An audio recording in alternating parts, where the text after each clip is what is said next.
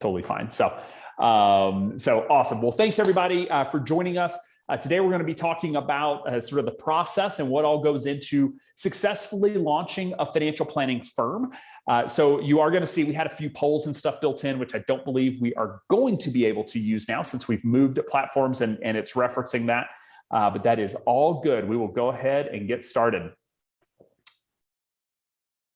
All right, hopefully you can see my screen now. Let me move over into presentation mode.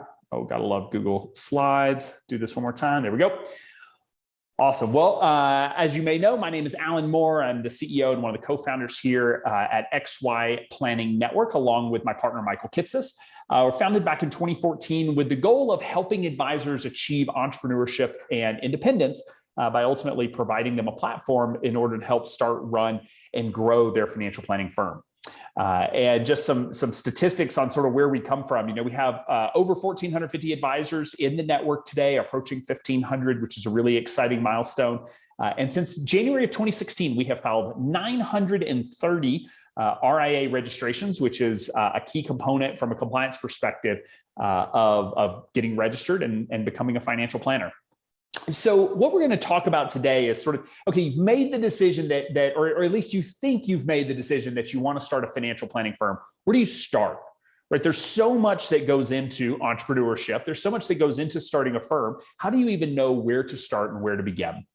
So first, I want to talk a little bit about sort of what you need to be doing in preparation for ultimately filing your registration, which we'll talk about here in a bit. With your state or with the SEC. Most of you would probably be filing with the state. And there are a few things, some really important components that you're going to need to tackle before you ultimately take on, launching and registering the firm. But these are also some things you can be doing before you even, register your LLC or S Corp, whatever business entity you decide to do. And these are some really important components that we see in terms of success of firms. So number one, I know you've heard me say it over and over again, but it's get really clear about your niche market and who you want to serve. The more clear you are on your target market, the easier everything else that we're about to talk about today gets. Right? If you have a very well-defined target market, your service model, your fee structure, your marketing strategy, your sales process, your fee delivery or your service delivery, all of those things get much simpler and much more obvious when you're really, really clear about who you serve, all the way down to even what you name the firm, which is something that ultimately sort of sticks with you. Again, the service and fee model are going to be pieces that are really important. The more broad you are with your ideal client, the more difficult it is, and sort of the more broad your services and fee model ultimately end up being. And so, an example of this is, if you work with young professionals, well, your fee structure and sort of your fee range is going to be much broader than if you work with women who recently went through a divorce, right? The more narrow you can be, the more clear that service model and fee structure can be. Another really important component is whether or not you're going to manage investments. And, there's some misnomers out there about how firms, whether or not they manage money, whether or not they don't. Only about 20% of XYPN members do not manage investments at all. And we do see over time through the life of the firm that after a couple of years, they do tend to begin to manage money, because in the end, even if you're working with clients that don't typically have investments to start managing from day one, what we start finding is that in the end, those clients start to save, right? And they change jobs and you get that rollover. And so the amount of investable assets starts to grow, and there's opportunity there. Now, there's also a wide range of options. There's do-it-yourself, where you can go with a traditional custodian, and you can sort of build out the technology that you need to do that and the services. You can use a TAMP, also called a turnkey asset management platform. There are outside providers that can provide this, or you can sort of partner with one of the more robo platforms that are much more streamlined. But then you're choosing sort of between technology and service to your client. So some important decisions that you're going to need to be thinking about. These are things that you can be thinking about well before you ultimately make the leap to starting your firm. Skip through the polls. I apologize. Okay, so step one, when you make the decision, okay, we're ready to get started, what do I need to do? One of the first steps is you got to establish a business entity in your state. Pretty much every state, I think all 50 states probably require some level of registration. with the state to let them know that you're operating there, taxes, all the things. Many of our firms do leverage an LLC structure. However, that's not ubiquitous. And so many leverage C Corps. We have some S Corps, we have some sole proprietors. And so it's not quite as simple as just saying, hey, go file one of these. And also, as you all know, how you file your tax status with that LLC can be different as well. If you're not clear on what you want to do, talk to an accountant, talk to a lawyer. One of the important things to know that it is in order to get registered, you must hold a certain professional credential, if you will. Most popular and most common in every state requires the Series 65 exam. The Series 66 or Series 7 also can qualify, but the Series 65 is the most common requirement. It is the requirement in all 50 states. Sometimes, however, most states will allow a certain designation to sort of overcome that Series 65 and waive that requirement. There are some CFPs or CFAs out there who have not taken the Series 65, and so if you have that qualification, you'll be able to get that requirement handled. If you don't have the Series 65, you can go past it. All right, it's not that big of a deal of a test. There are some states, and so these are state-specific conversations that you have to have with your compliance consultant. One state, for instance, is Minnesota, who requires, I believe it's 3 years of compliance oversight experience in order to start your own firm. And so there's some interesting navigation that we have to do in those states to be able to get firms registered, but that's just part of the process. The next step of the process is ultimately submitting through, it's kind of funny, you submit through the FINRA gateway to submit your SEC required forms, which this is your ADV. Ask me what ADV stands for, and I don't know the answer off the top of my head, but ADV is sort of your official filing that is your sort of the summary of everything and of how you're going to operate your business. This is a really important process that you go through that will be heavily scrutinized by the state. And so this is the part of the process up through step 3 we can do without anyone else knowing that you're doing it. Okay, so if you're employed at a broker dealer, you're employed at another financial planning firm, you can get through step 3 where you package everything together, all of your documents, and get ready to send it. This is the moment, however, where when you click submit, there's a very high likelihood that your firm, wherever you work today, will be notified of your filing. So what has happened is FINRA, and you can imagine why this was set up this way, allows for larger firms to use their API to monitor filings tied back to what's called a U4. So your U4 is attached to your filing. When you file it, your firm is notified that your U4 has now been attached to a new firm. Typically, that's when you get walked to the door. All right, so you need to be prepared for that there's going to be this moment where you submit. I would highly recommend you talk to your manager or your boss before you hit that submit button, because they may find out. Now, if you work at a smaller shop or just on the, at a fee-only firm, they're probably not monitoring your U4. This is more of a broker-dealer wirehouse thing. But now you're sitting here, and we now had sort of this waiting process, which is step 4.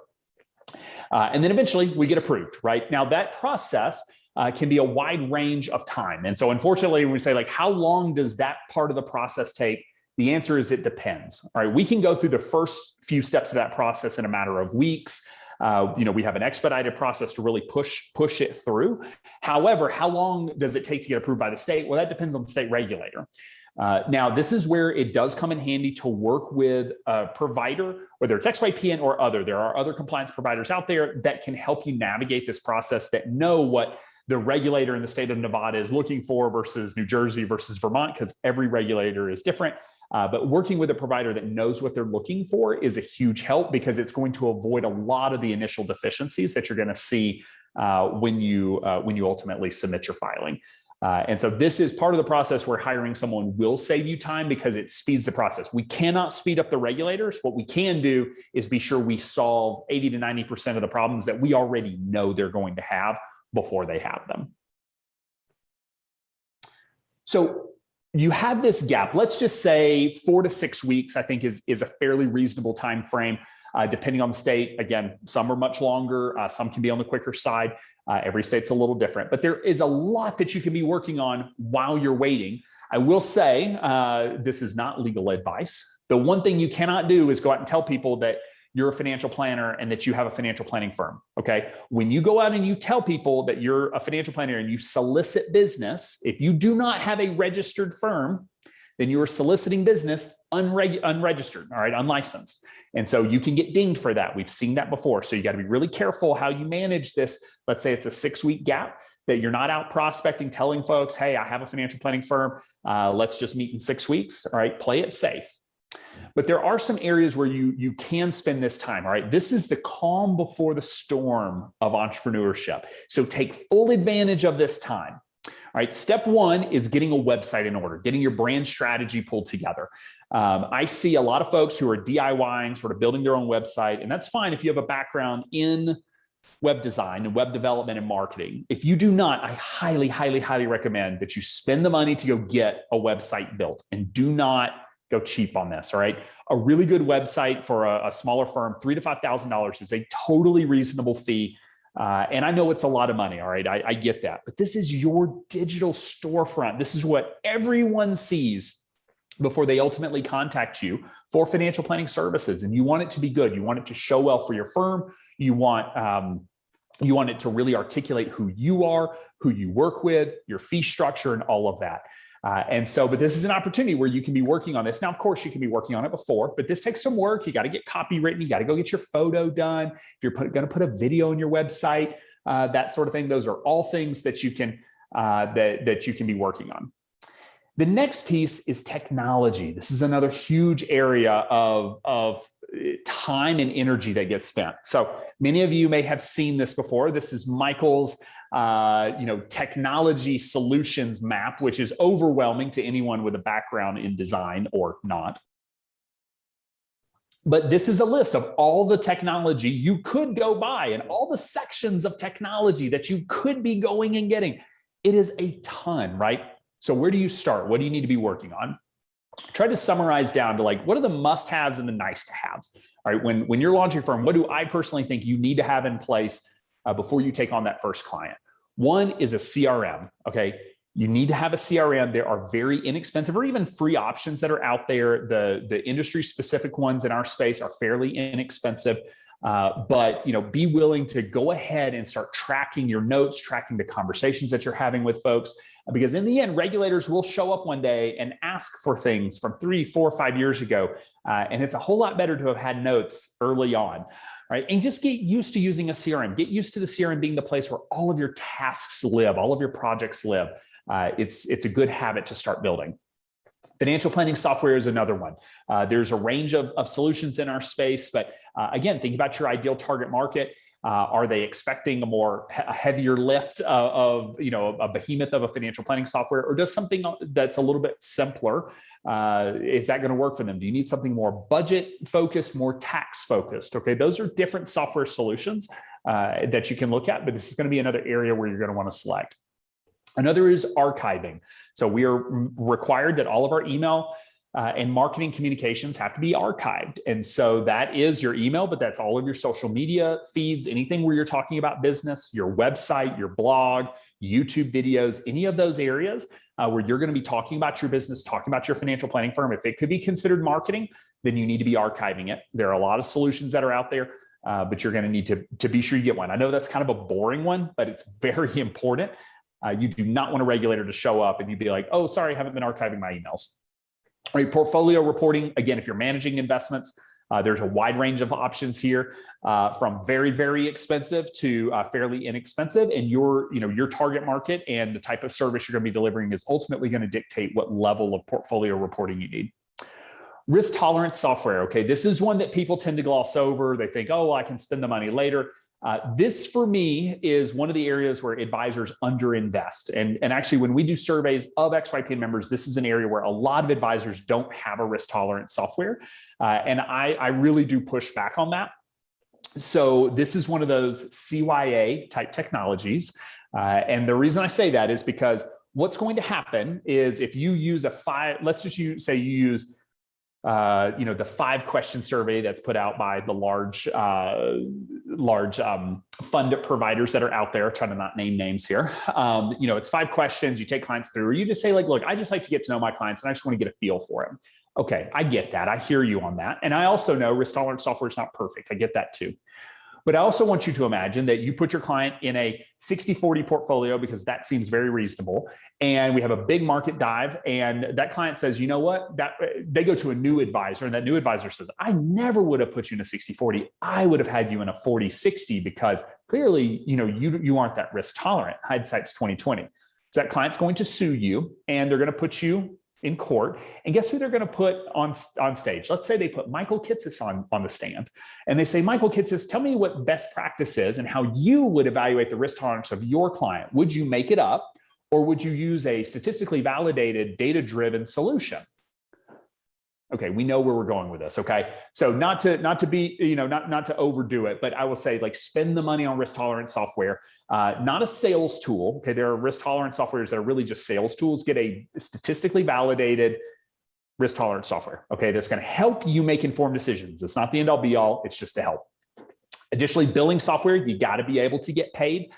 So if you're charging fees, you need some way of being able to ultimately collect fees for financial planning services. And if you're charging investments, you need a way of calculating and charging investment management fees. You cannot do that in Excel. All right, states are very particular about how you calculate fees and how you show that to your clients. You need a billing software. And then finally, you need email. Finally, some nice to haves I'll just put on your list. One is, we've doubled up here. One is e-signature software. Most of the custodians do provide this. It's actually built into some solutions that are out there today as well. But you're going to want something to just make it easier for your clients to sign documents. Just shows a much nicer face to your firm than, hey, let me mail you documents for signature. And then also online scheduling. I'm a huge fan of online scheduling. I still use it today myself. But giving people the power to be able to schedule with you without having to go back and forth, emails back and forth, time zone corrections and such. All right, it's go time. We're ready to launch. What is our expectations here? All right, and so I do want to share this with you that every year we do a benchmarking survey of our members and slice and dice the data in a variety of ways. And so what this graph is showing you is revenue year over year for firms that joined XYPN basically with no clients. Okay, they launched a firm from scratch with no clients. Now, if you have 100 clients and 500,000 in revenue, just tune this out. Okay, this part isn't relevant for you.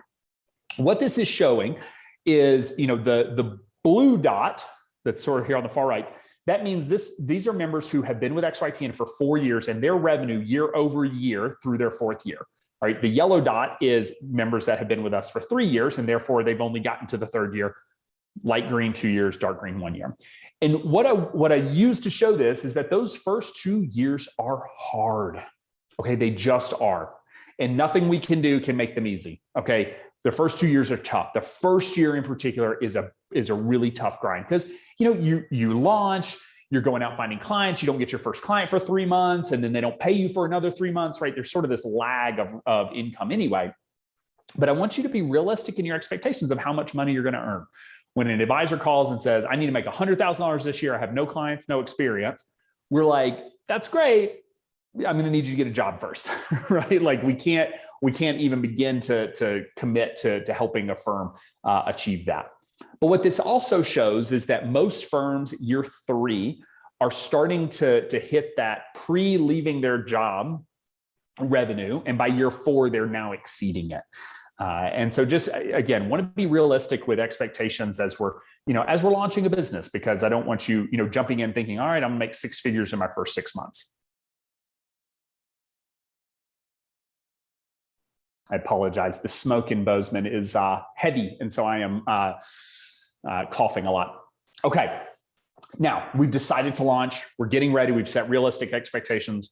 Where are we going to find those first clients? All right, where do they come from? How do we ultimately make that first conversation happen?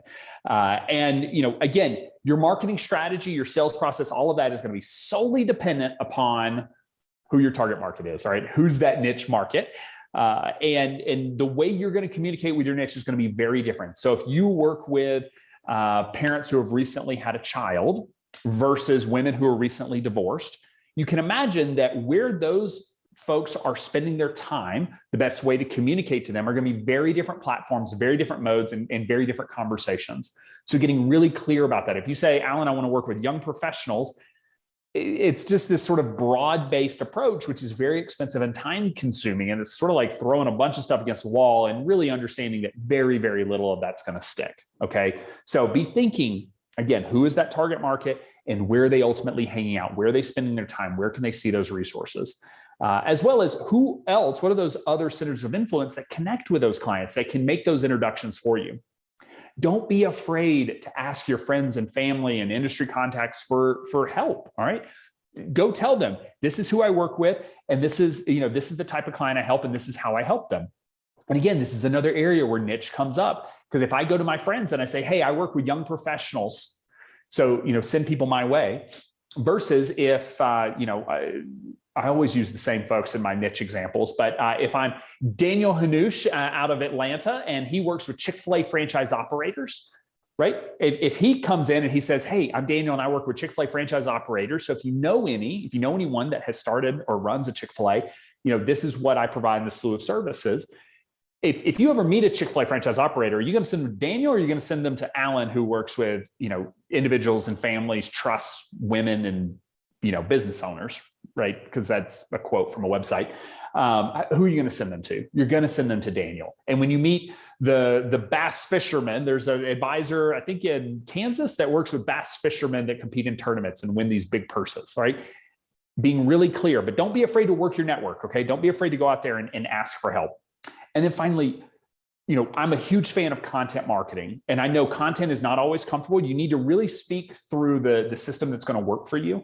I am one that writing is really hard for me. Okay. I'm not a very good writer. I'm not a prolific writer, and it takes a lot of time and energy, but ask me to show up to a webinar or do a podcast, and that is much easier for me. Now, for you, you may say, like, I would never do a webinar, but let me write a blog post all about it. That's totally fine. You may say, I like long form content. I like short form content. And here's what my target market's looking for. All right. Let me tell you what, young parent or parents of a young child, what they don't have is time to read a 5,000 word blog post. Maybe for those folks, you start a 5-minute or 10-minute podcast for the breastfeeding mom to listen to for 10 minutes, to stay awake, to learn something, right? I'm making this up on the fly, but like maybe that's the type of content that you create. Whereas if you're talking to engineering clients who want to understand the depths of Monte Carlo analysis, it's going to be a little bit different of a marketing strategy. I also want to encourage you that I want you to be thinking about your planning processes. I find that yes, you do need to be out getting clients, finding that business, but ultimately, if you don't have a process, you don't have a thing to sell, it's a lot harder, because those questions are going to come up. Well, how many meetings are we going to have? Oh, is it 2? Is it 3? Is it 4? What is my process? And whenever you start to think about how you're ultimately going to improve your process, if you're ever going to hire, it's so important to be documenting how you do sales, how you do marketing, and ultimately how you do financial planning. And then this is a living and breathing process. It's always evolving, but it really does help, especially for those of us like myself that are not process driven. It helps to really narrow down and say, this is my process and how I'm going to ultimately operate my business. All right. Skip a couple polls.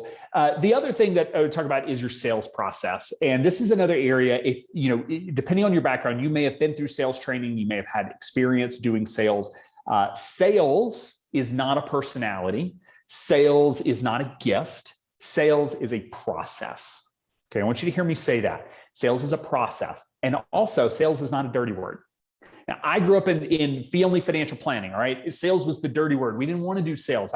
I fought this concept of sales until I finally took a legitimate sales training program that taught me that sales is about helping understand a client's needs and then matching my service to those needs if appropriate, and if not, then referring them out. It's not about selling them and trying to make them buy the thing that you offer. It's about really understanding what are their needs and then connecting them with what you offer. But that's a process. You can define a process for how you ultimately find those folks, how you manage that conversation, how you do follow-ups, because then you'll find out, should I send 3 emails or 2 emails after the initial call? Well, you may find that third email is really, really effective. The second email, not so much, but you got to get to the third. You may find most folks if they don't get you on the second email, you don't need the third one. But you can't know that if you don't have that process and you're just haphazardly emailing people left and right. just take a minute, define it. I'm going to send people 3 emails. And then at some point you say, you know what, maybe I'll try a 4th. No, that's not working. Maybe I'll add a freemium to the first one. Okay, that's not working. There's a lot of ways of doing this. And again, practice. Okay, sales is not a gift. It's not some innate personality. I can't look at your strength finders and go, you're going to be an amazing salesperson.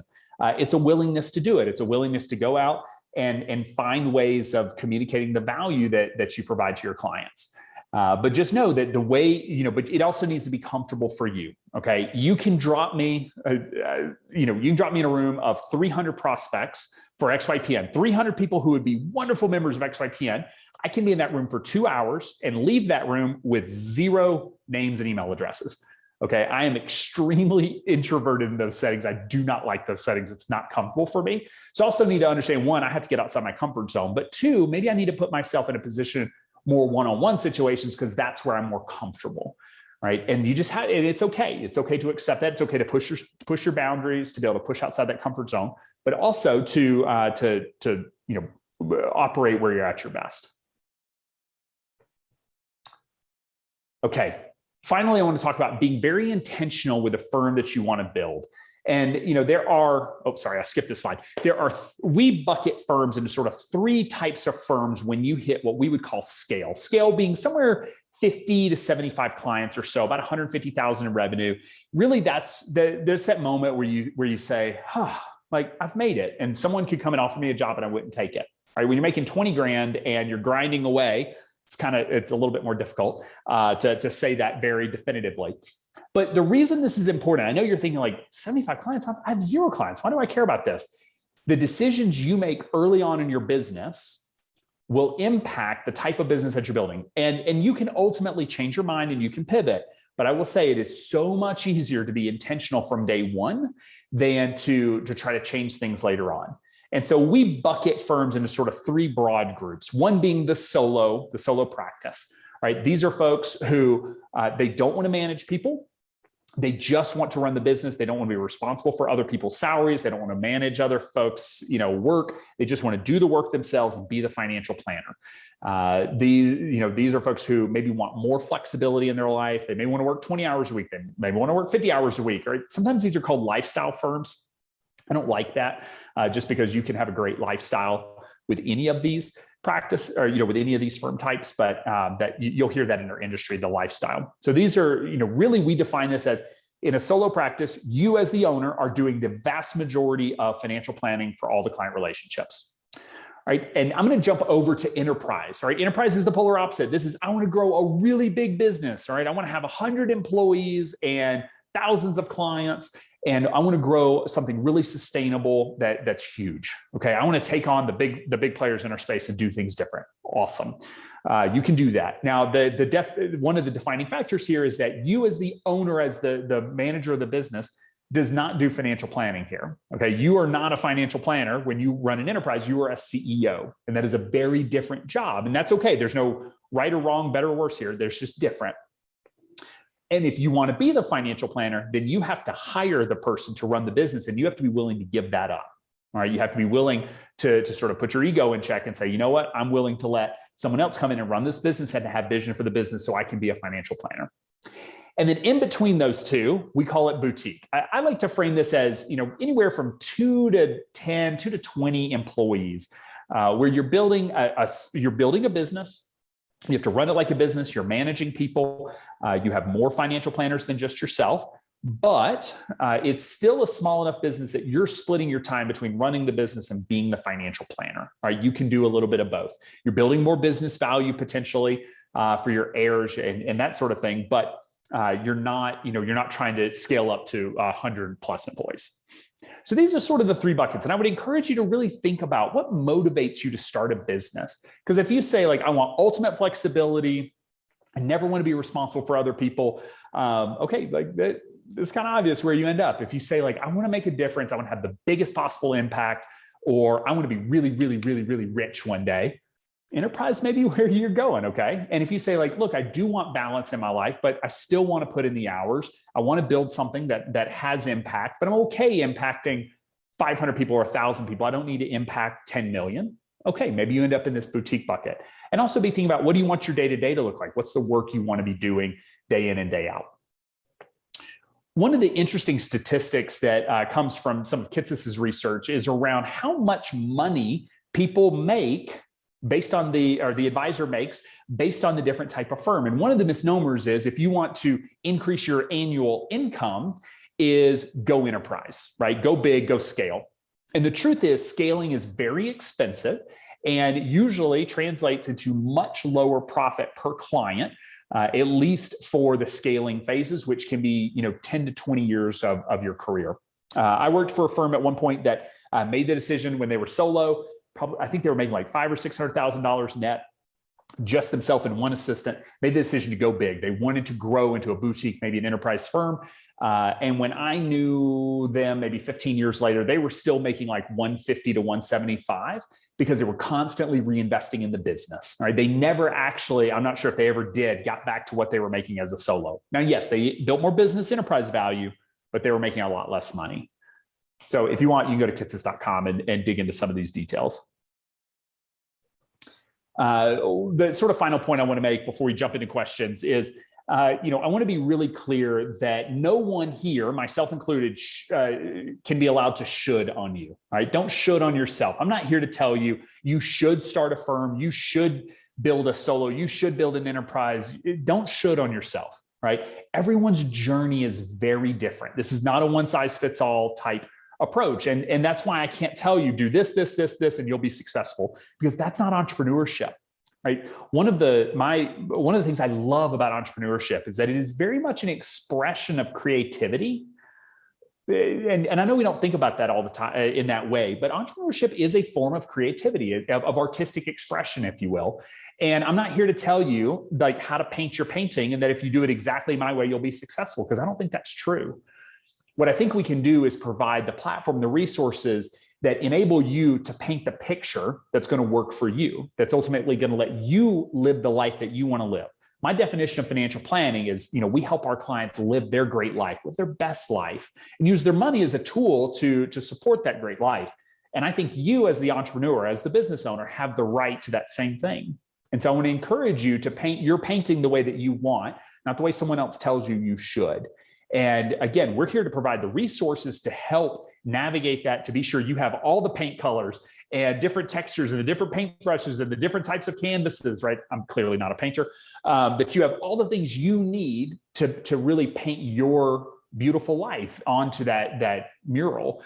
And I want you to take the opportunity to do that. And as we're closing out, just have some quotes from various members at XYPN of like, why they ultimately decided to do it and why they got into this profession and why they ultimately, I guess what they've learned through this process. And I love some of these quotes that, for Natalie Taylor, it was an opportunity to have a profound impact, and that Tommy says this is the most empowering and rewarding professions. I like Louise saying, and just because you're going solo and you're building a solo practice doesn't mean you have to be alone. And it's one of the real benefits that XYPN's providing, is that you can go it alone without being alone, right? You can choose your own coworkers by forming study groups and various and leaning on your peers and all of that. But ultimately, it's about doing it your way, the way that's going to work for you and your clients and your family. Okay, two more quick things, and then I'm going to switch over to questions. I will stay a bit late because I know we started late. If y'all have to go at the top of the hour, that's totally fine. One thing, I would love to invite you out to the conference, XYPN Live, in November. We're going to be in Denver. There's also a virtual option, but I will say if you're comfortable, traveling and being in person, I would love to invite you to come out in November to the Denver conference. This is going to be awesome. This is like the highlight of our year. We have so much energy and effort that goes into this conference. And it's an opportunity to be in a room with people who are like you and who don't think you're crazy for wanting to start your own firm or wanting to work with young clients or wanting to do things a little differently.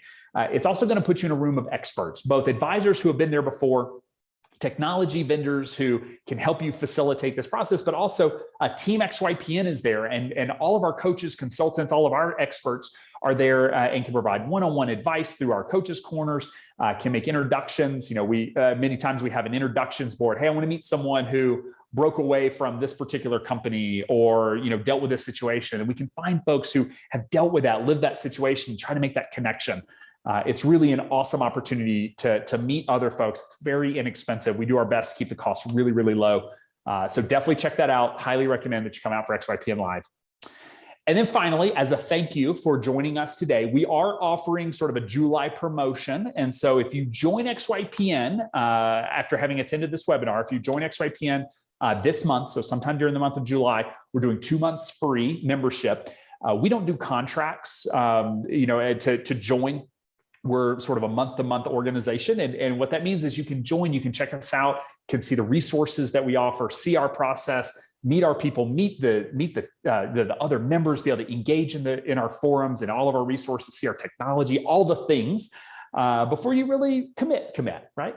And so we hope you stay, but we also understand it's not for everybody. And so we'd love to have you join us. So there's a code here at the bottom. This will all come to you as well by email, but launch to free whenever you go through the sign up process. But if you're interested in joining, you've been on the fence, you're not sure if it's a good value, you've been trying to decide, just join us in July. You get August and September for free and really just evaluate if this is going to work for you.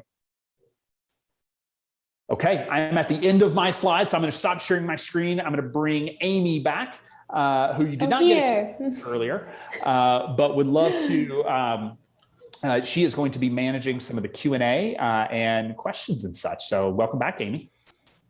Hey, thanks. Yeah, happy to be here. So lots of great questions today. So we're just going to get through as many as we can. So top one I've got here. So you're talking about coming in from a BD. Why don't you allow prospective members to be duly registered while they move their accounts to their own RIA? Great question. So there is a bit of a process here, but I will say we do allow firms to join XYPN while they still have commission trails. You have a 12-month window in which to sort of roll that business over and eliminate the trails. What we ask is that you do not sell new products and generate new commissions while you are, once you have joined XYPN and are starting down that path. So this is sort of like, hey, I have this book of business. I'm setting up an RIA. We do allow a 12-month transition process.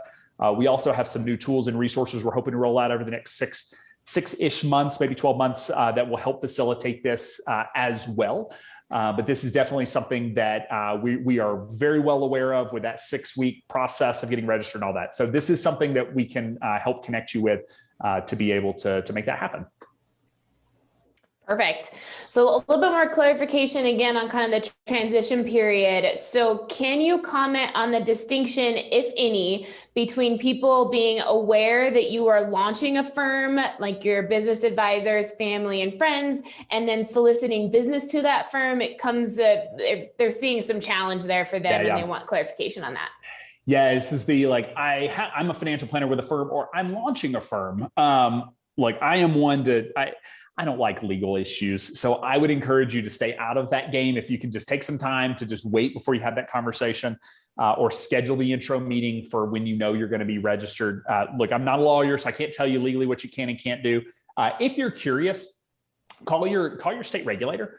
Look, I know state regulators are scary and you don't really want to put yourself on the radar. You are going to be on their radar when you file your ADV. All right. You are there. They know you. They're going to check in on you every 3 to 5 years. So what I would say is just like reach out and say like, hey, I'm starting a firm. What can I do? What are you comfortable with? Because we saw a firm that was doing, it's a little bit different scenario, but they were doing financial coaching.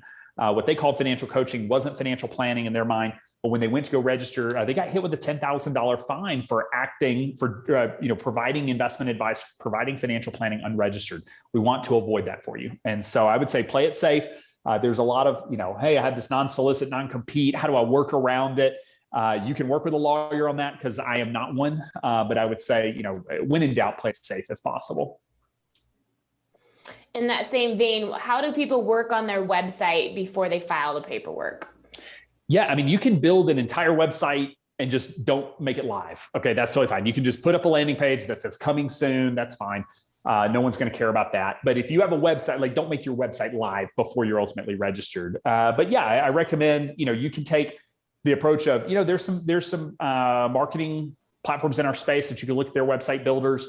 You can look at local agencies, contact your chamber of commerce, contact your local university. Sometimes you can find really good young marketers that are looking to get going. But if you're willing to spend that $3,000 to $5,000, you can hire someone who can help you not only with the website, but also with some brand strategy.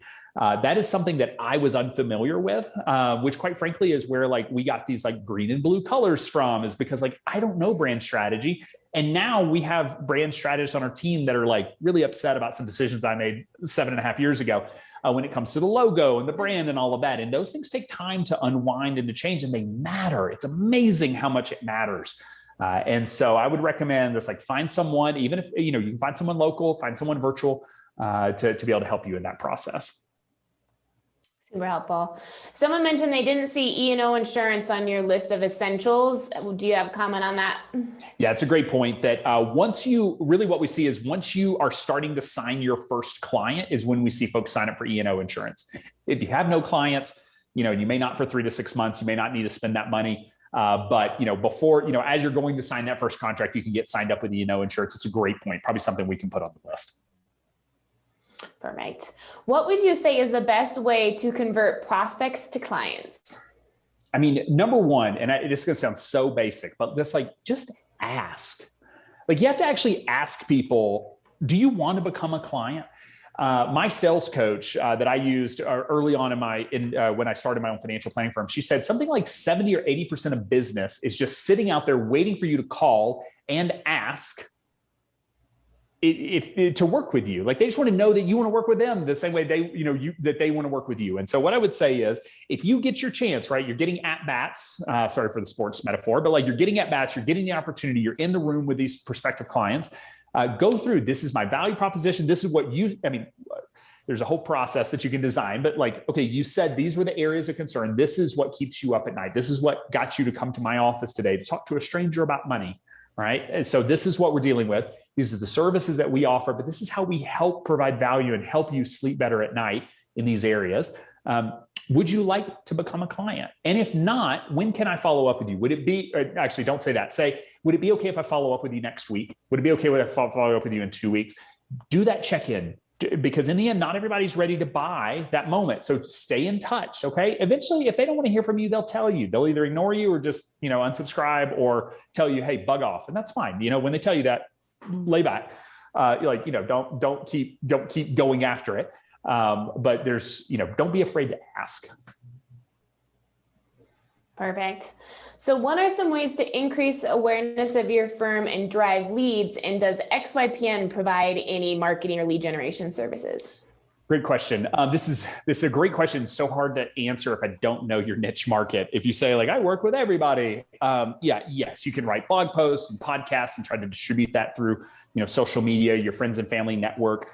You can be listed on the various sites. So XYPN has a Find an Advisor portal, NAPFA, FPA, CFP board. They all have those advisor portals. But those are pretty passive activities. So there are these sort of passive things that you should set up. I always like to tell people, Google financial planner in Bozeman, Montana, financial planner near me, best financial planner in Montana, since I'm sitting here in Bozeman. Maybe Google some of those and just see what are the lists that pop up. Usually it'll be Angie's List or Yelp and things like that. Go get yourself listed on those sites, compliance approved. Go get yourself listed wherever folks are finding you. That helps build up your SEO. But in the end, when you're early on, I just recommend it is boots on the ground. You got to be willing to pick up the phone and you got to be willing to go out and find your clients. But again, first you have to tell me who your target market is. And if you tell me, look, I work with recently divorced widows, great. Recently divorced women, widows, recently divorced. That would be a very specific target market. Recently divorced women. Okay, what I'm going to do is I'm going to schedule meetings with every single divorce attorney that I can find. I'm going to start with women because I suspect, go find some data on this. I'm totally making this up on the fly. Women probably prefer to hire a female attorney to navigate the divorce. Again, I'm totally making this up. So I'm going to start with the women. I'm going to meet with all of them. I'm going to explain my services, the value that I provide. I'm going to ask for that introduction. I'm going to explain how we can take a lot of pressure off of that center of influence, off that attorney, because I suspect after someone goes through a divorce, they may be calling their attorney, asking for resources, asking questions. How does this work? How does this thing happen?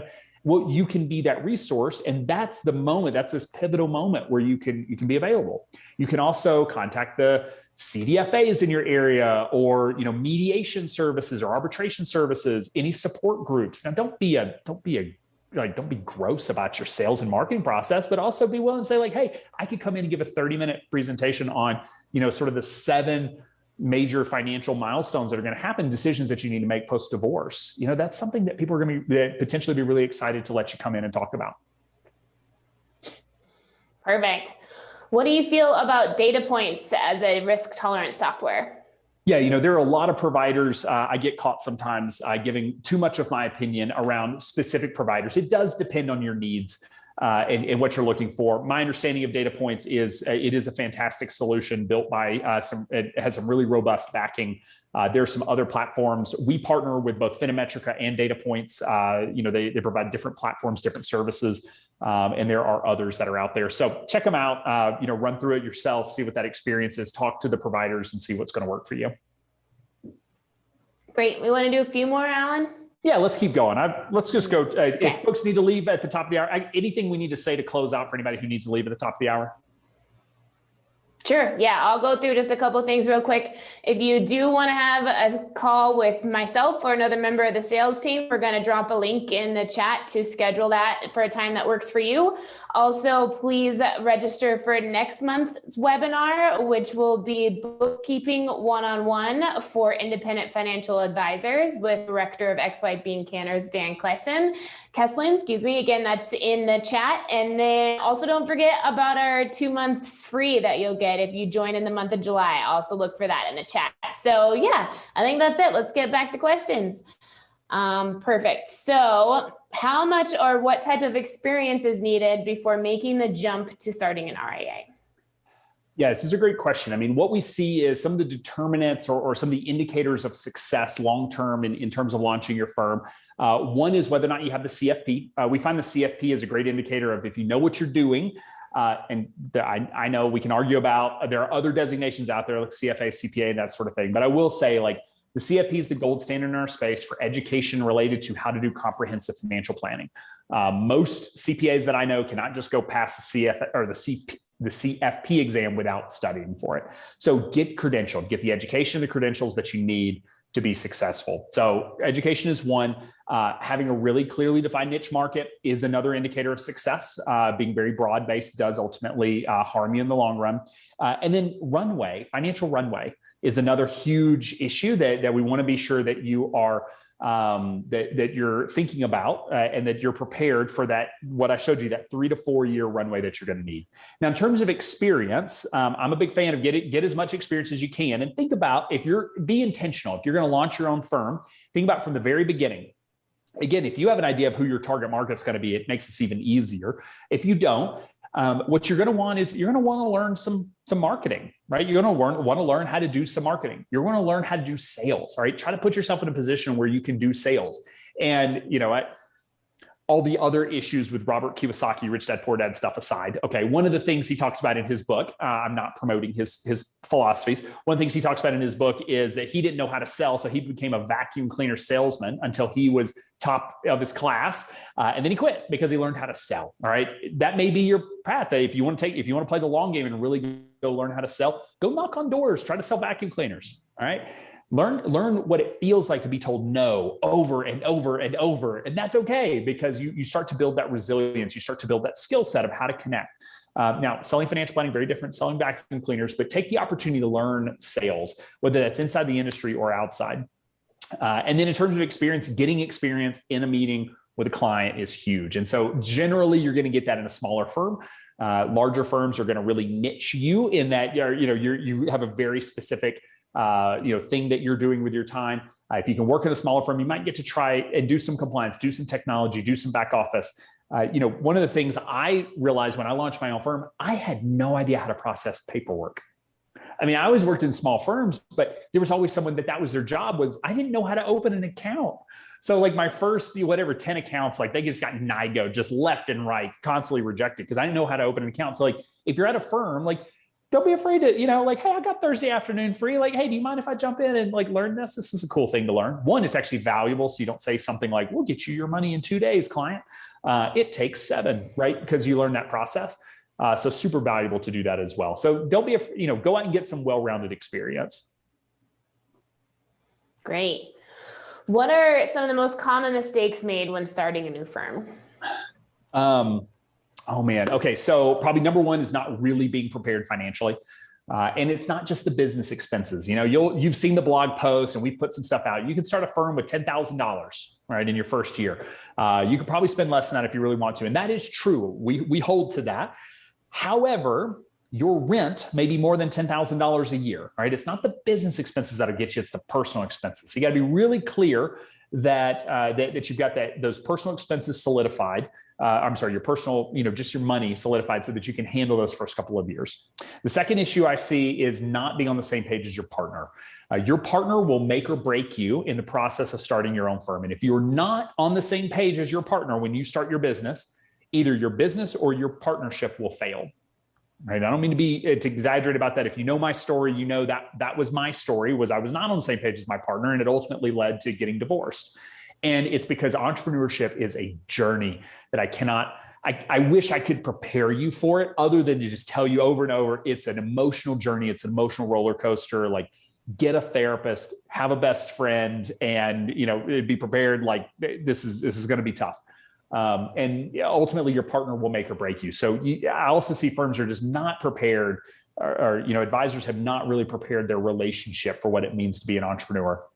And then finally, I do see the mistake being around their target market. And look, I made this mistake, right? If you go to serenityfc.com back in the day, that was my financial planning firm. You'll see I work with individuals and families. Oh my gosh, right? Like, it is so broad. And you know what I ended up with? I ended up with a young doctor with tons of student loan debt. I ended up with an older couple that was retired, managing, all of their various retirement incomes. I ended up with clients that were overspenders that were trying to buy a big house. I ended up with clients that were oversavers and all this money. And and then somebody shows up with stock options, right? And like, I probably spent 100 hours trying to get up to speed on stock options for this one client. And I probably wasn't giving the best advice, because any of you who know stock options really well know 100 hours is just tip of the iceberg. So what I would say is being really clear and just owning that niche. And, I bet if I scan down through here, I'm going to see some questions about, like, why doesn't XYPN work with, this type of advisor, or allow this thing or do this thing. And we've been really, really specific from day one about our target market and who we ultimately work with, who we serve. And that has served us well, because one-offs will kill you in your business, because one-offs take so much time. And, you say, well, this is my niche, but I'm also going to work with this random client over here. Well, now you got to go learn how to serve that client. You got a new service model, come up with a new fee structure, and spend all this time thinking about that client. And you're going to wish you hadn't. And guess what? When you do a good job, they're going to refer their friends. And now you're going to end up with 5 clients that you didn't really want because you worked with the one. And so as much as you can, protect let's say it differently. You get 50 to 100 client slots, 50 to 75 realistic. If you want to stay solo, you can get to 100 with really efficiency. But let's just say top end, you have 100 spots. Who are the 100 people that you want to work with to fill those spots? And don't give away any of those spots to someone that ultimately isn't going to be a good fit for you and your firm, or that you're not going to be a good fit for them. Be really careful and really protective about who you give those 100 spots to. Great. Let's see. So a few questions about developing your optimal fee structure and the considerations between AUM versus flat monthly annual fee, anything in between. Yeah, it can be a lot. And again, I know I keep going back to, well, who's your target market? Because if you work with Chick-fil-A franchise operators versus you work with bass fishermen who have just won a tournament, we're going to talk about this differently. But what I would say is just some overarching statistics, and Kitsis has done some pricing research as well to validate some of the pricing that we recommend. So that's all on his site, kitsis.com. But what we find is that clients are actually willing to spend around 2% of income on financial planning. And so this is why I say, if you are working with individuals and families, they could be making $50,000 up to $500,000. It's really hard to set a flat monthly fee. If the majority of your clients are making $300,000 as small business owners, it gets a little bit easier. And so I should caveat this with, every state's a little different. Some states will not allow you to charge based on income. Some are fine with income, but anti-net worth. Some require a higher fee or lower fees in subsequent years versus the first year. Every state's a little different. So you just got to be clear on your state requirements. But let me just be clear that there is no perfect fee structure. All right, there's no fee structure that removes all conflicts of interest. There's not a fee structure that you're not going to change. There's not a fee structure that everyone's going to buy. And so the number one thing I see with fee structure is that you need to be confident in it. Right? If you are confident, you can say, we charge $5,000 a year and here's the value that we provide. That is what we do. And someone goes, well, that's too expensive. You can say, then we may not be a great fit for you. Versus, oh yeah, well, maybe we could talk about discounting in our first year, or we typically charge 5,000, but sometimes we charge less depending on the client situation, right? You need to have confidence in your fee structure, that it's the right fee structure for your client, that you can get behind, that you can stand behind and support. And so I think that's number one. And number two is don't get overly complicated with it. It's okay to charge fees plus AUM. I'm okay with that. I believe that AUM is a perfectly valid fee structure for investment management. I don't think AUM is going away. I don't think it's evil. I think it's perfectly fine for investment management. I'm just also a fan of getting paid for the value that we provide on financial planning, and also being able to work with clients that don't necessarily have assets to support an AUM fee. So charge that monthly or quarterly planning fee. And we see a wide range, again, depending on the client, but 2%, 1.5% to 2% of income is a good range for you to think about as you're setting that fee structure. All right, let's do one more, Amy. What's the best question that we've got left? Best question. Oh, the pressure. So do I have to be dedicated to serving next gen clients? I'm a boomer, mostly serve boomer clients. Also serving millennials, want to serve more of them. Look, again, I'm not here to shit on you. I'm not here to tell you, you should want to work with young clients. You should want to work with older clients. Like, there are plenty of clients out there that need our help. We have a massive shortage of real financial planners that are fiduciaries to their clients. So to join XYPN, we ask that you have a service model that allows you to work with younger clients, that it not be an age-based thing. But you don't have to be serving 100% of your clients do not need to be, under the age of 42 or 41, I guess right now for Gen Y or anything like that. So we're not checking in there. What we're looking for firms that are dedicated to, doing things differently, that are willing to push the envelope, that aren't just saying like, oh, I'll charge AUM because that's how everybody else charges. And that, are willing to start working with clients that didn't have access to financial planning before, which could be boomer clients as well. Great. We did it. Awesome. Well, thank you, everyone. Seriously, thank you for coming and hanging out, dealing with our technical difficulties. We are very sorry. We will shake the computer to figure out what happened on their end. But thank you for coming and hanging out again. If you have additional questions, I know we have some upcoming webinars. Definitely come out next month. Dan Keslin's amazing, our director of bean counters. He is an amazing accountant. So if you have any financial planners, we all think we're great bookkeepers, and we are not, as we have learned from having a bookkeeping service. So come check that out. He's awesome. But again, I highly recommend come check out XYPN Live this November. It'd be a great opportunity to meet other advisors and meet Team XYPN, myself and Amy included. And join this month for 2 months free. Don't forget that. Absolutely. All right. Thanks, everyone. Thank you. Have a great rest of your day. Have a great day. Bye.